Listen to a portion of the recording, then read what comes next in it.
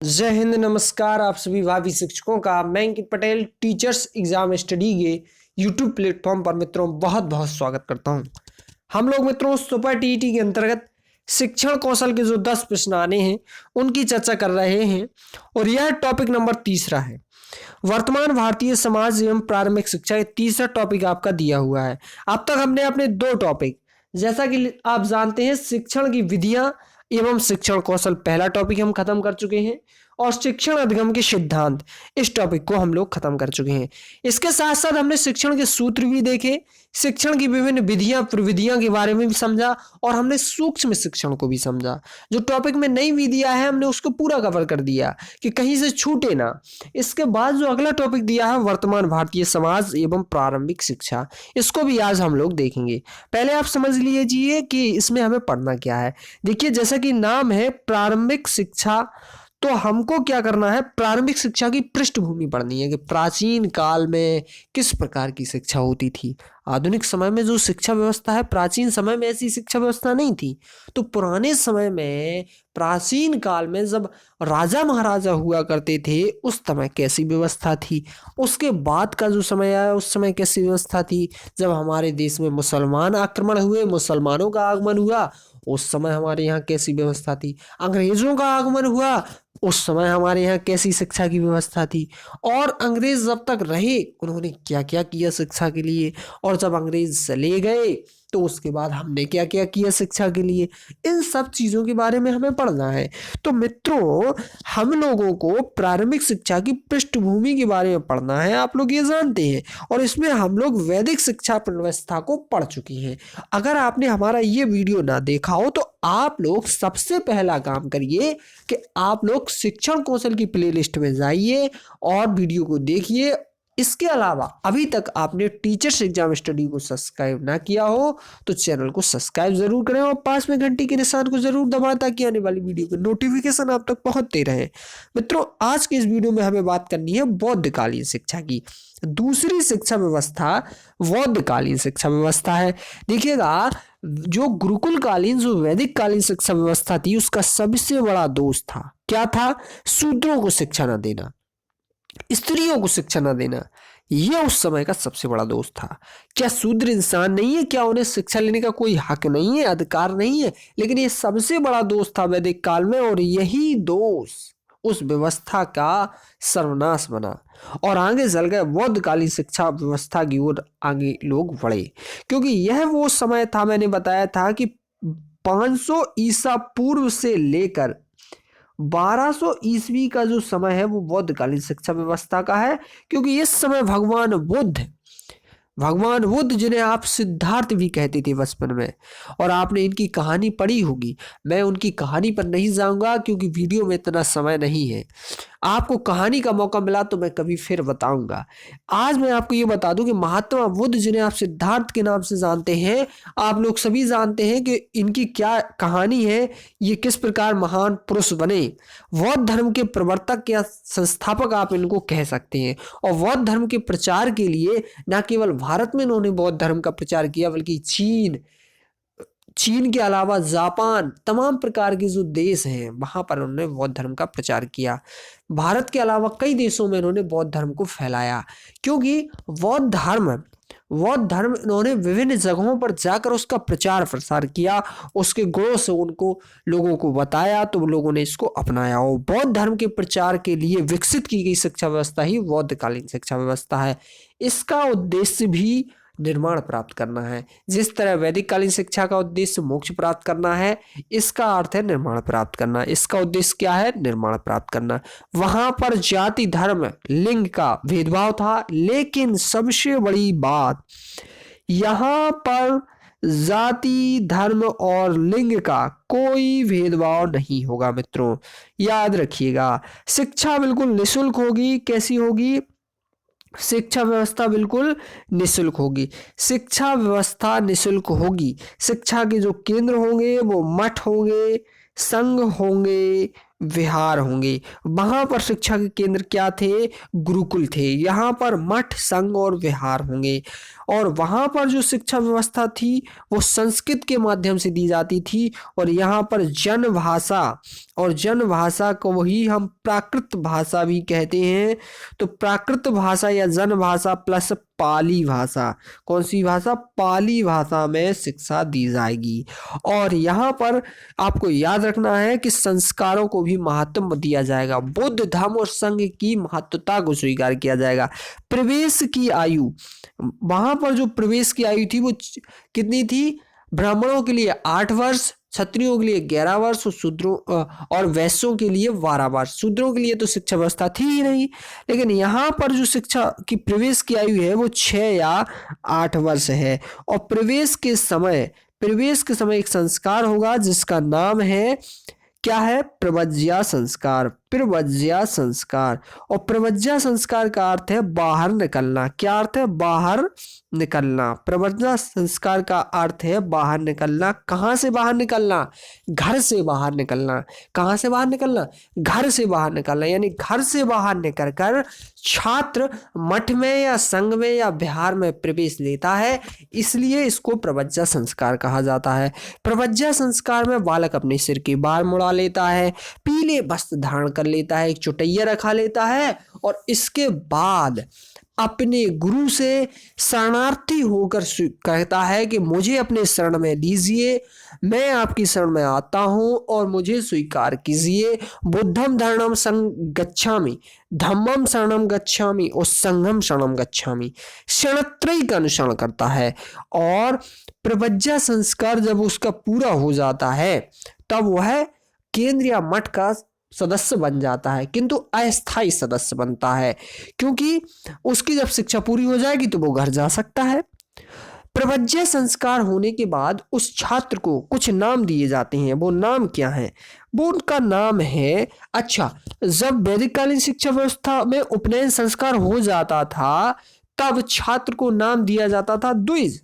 क्या नाम दिया जाता था? द्विज। वैदिक कालीन शिक्षा में नाम दिया जाता था द्विज छात्र को प्रवेश के बाद।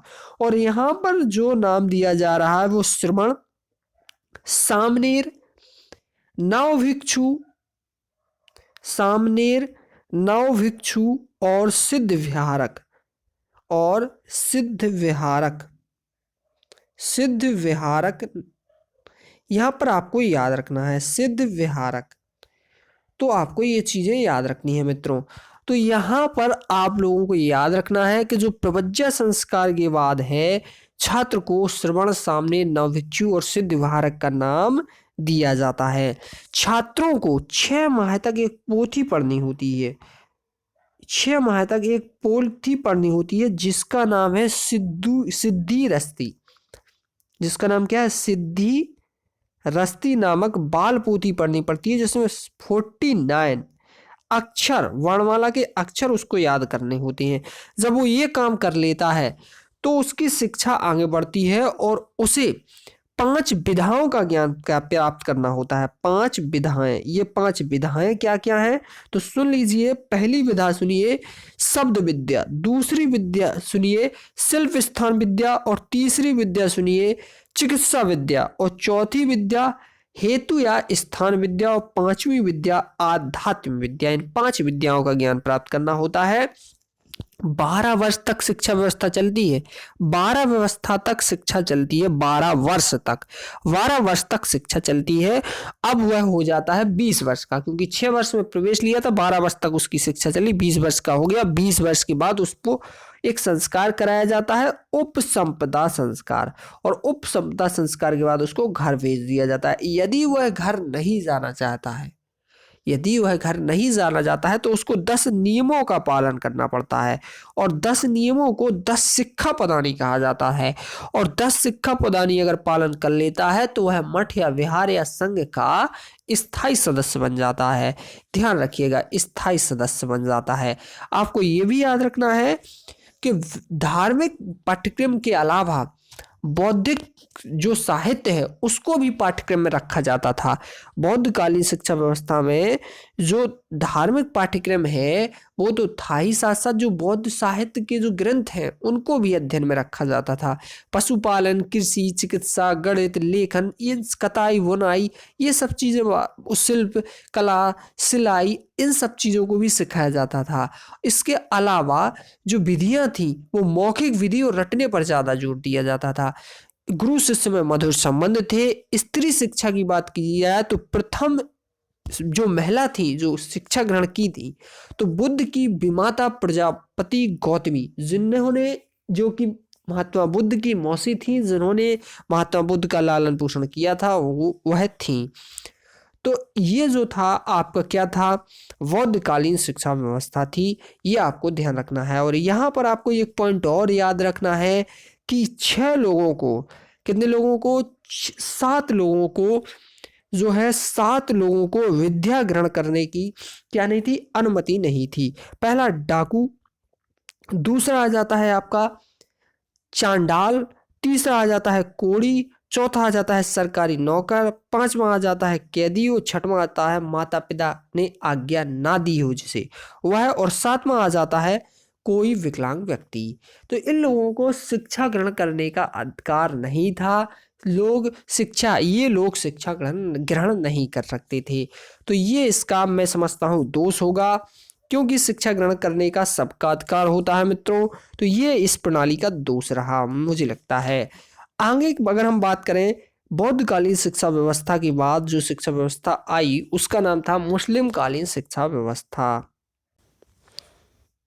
मुस्लिम कालीन जो शिक्षा व्यवस्था थी उसका समय था 1200 ईस्वी से लेकर 1600 ईस्वी का जो समय था वो मुसलमानों के आगमन का समय था। आप लोग जानते हैं कि जो 712 ईस्वी में मोहम्मद गौरी आया, तो उस समय के बाद फिर मोहम्मद गौरी के बाद मोहम्मद गौरी आया, कुतुबुद्दीन ऐबक, इल्तुतमिश, रजिया, अलाउद्दीन खिलजी, तमाम प्रकार के जो है मुस्लिम शासक भारत आए और मुस्लिम सभ्यता और संस्कृति भारत आई। तो मुस्लिम सभ्यता और संस्कृति के आधार पर जो शिक्षा व्यवस्था थी उसको क्या कहा जाता है, मुस्लिम कालीन शिक्षा कहा जाता है।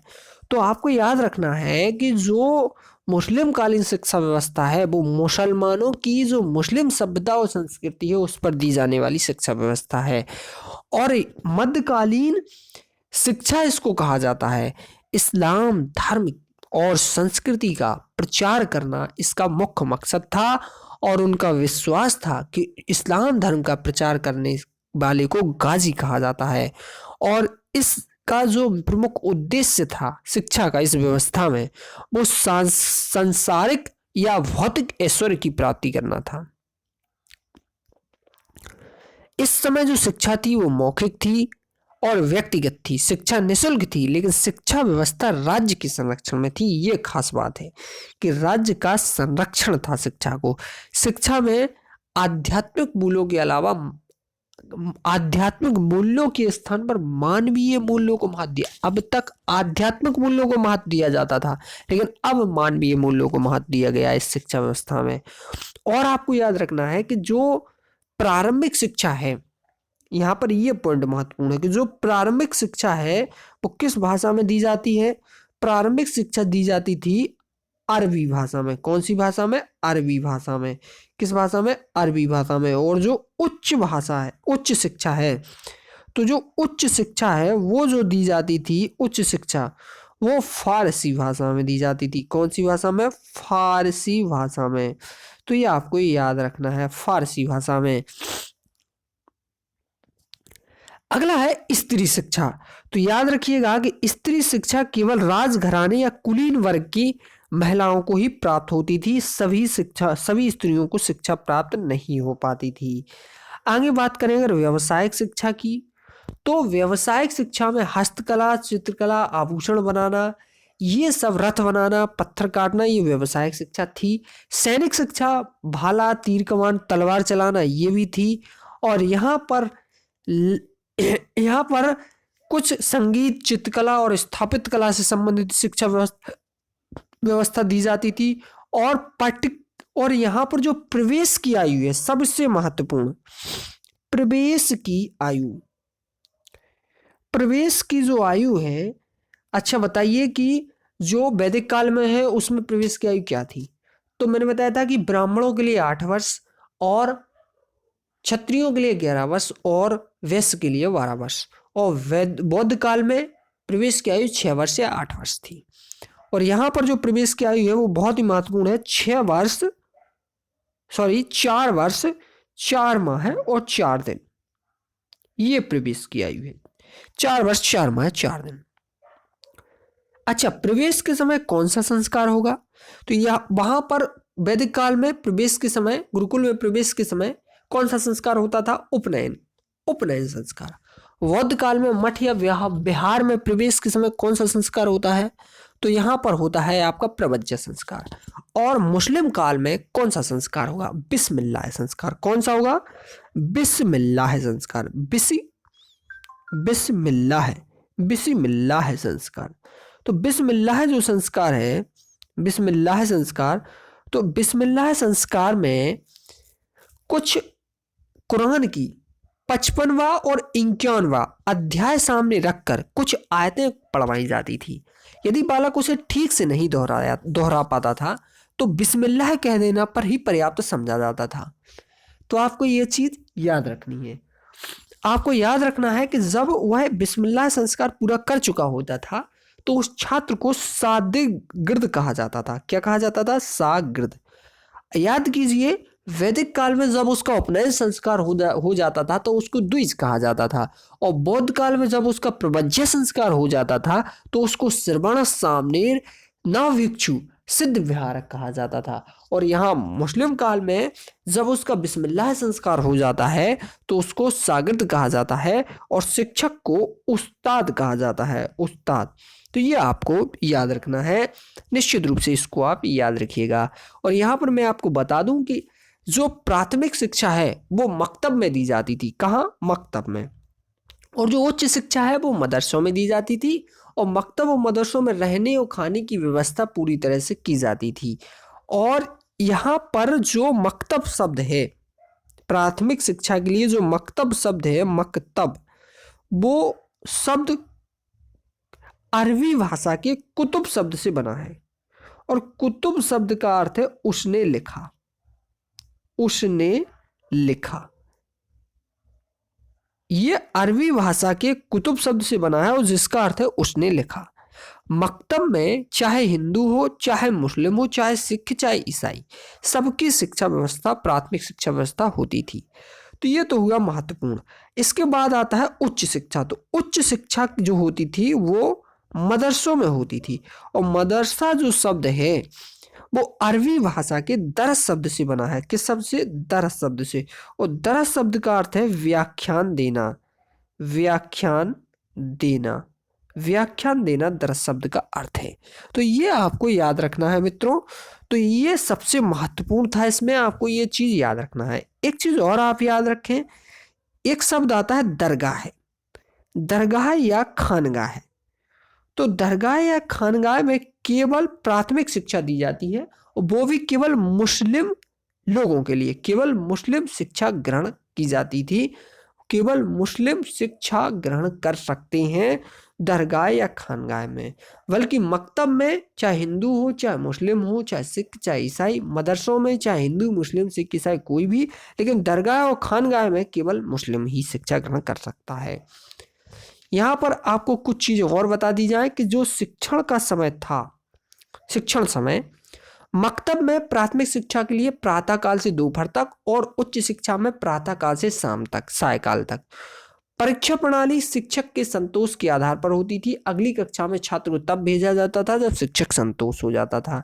गुरु से संबंध मधुर थे।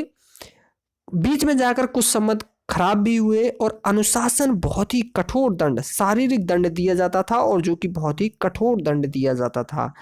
आपको इन चीजों को बारे में बनाए रखना है। दोस्तों आप सभी से निवेदन है, दोस्तों इसमें कुछ भी हमने छोड़ा नहीं है, सारी चीजें आपको बताई हैं। बस एक चीज आपकी रह रही है, उसको भी आप समझ लें। देखिएगा, कुछ उपाधियां दी जाती थी उस समय। वो क्या क्या उपाधि थी? अगर कोई व्यक्ति साहित्य के क्षेत्र में अव्वल है, साहित्य के क्षेत्र में, तो साहित्य के क्षेत्र में अगर कोई व्यक्ति आगे है तो उसको एक उपाधि दी जाती थी, काबिल। साहित्य के क्षेत्र में अगर आप अव्वल हैं तो आपको एक उपाधि मिलेगी काबिल। उस समय काबिल कहा जाता था। अगर कोई व्यक्ति धर्म के क्षेत्र में अव्वल है, धर्मशास्त्र के क्षेत्र में, धर्मशास्त्र के क्षेत्र में अगर कोई व्यक्ति अव्वल है तो उसको एक उपाधि दी जाती थी आलिम। काबिल नहीं, आलिम। उसको क्या उपाधि दी धर्मशास्त्र के क्षेत्र में? आलिम। तीसरा है, अगर कोई व्यक्ति दर्शन शास्त्र के क्षेत्र में अव्वल है, दर्शन शास्त्र के क्षेत्र में विशेष रुचि रखता है और उसको विशेषज्ञ के रूप में है वो दर्शन शास्त्र में, तो उसको एक उपाधि दी जाती थी फाजिम। क्या उपाधि दी जाती थी? फाजिम, फाजिल, सॉरी दोस्तों, फाजिल।